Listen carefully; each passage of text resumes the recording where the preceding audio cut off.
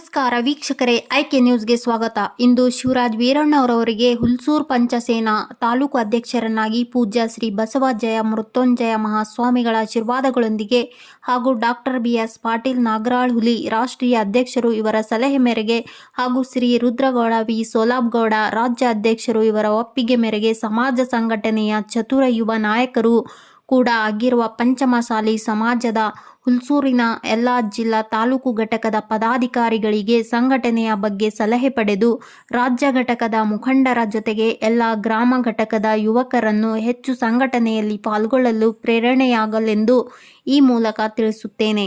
ಕೂಡಲ ಸಂಗಮ ಪಂಚಮಸಾಲಿ ಪೀಠದ ಪಂಚಸೇನಾ ನೂತನ ಬಸವ ಕಲ್ಯಾಣ ತಾಲೂಕು ಅಧ್ಯಕ್ಷರನ್ನಾಗಿ ಈ ಮೂಲಕ ಆದೇಶದ ಮೂಲಕ ಘೋಷಿಸುತ್ತೇನೆ. ಟಿ. ಸಂಜೀವ್ ಕುಮಾರ್ ಸಿದ್ರಾಮಪ್ಪ ಸೋಗೋರೆ ಕಲ್ಯಾಣ ಕರ್ನಾಟಕ ವಿಭಾಗ ಅಧ್ಯಕ್ಷರು, ಪಂಚಸೇನಾ ದೀಕ್ಷಾ ಪಂಚಮಸಾಲಿ ಕೂಡಲ ಸಂಗಮ ಪೀಠ. ದೂರವಾಣಿ ಸಂಖ್ಯೆ 9343637666.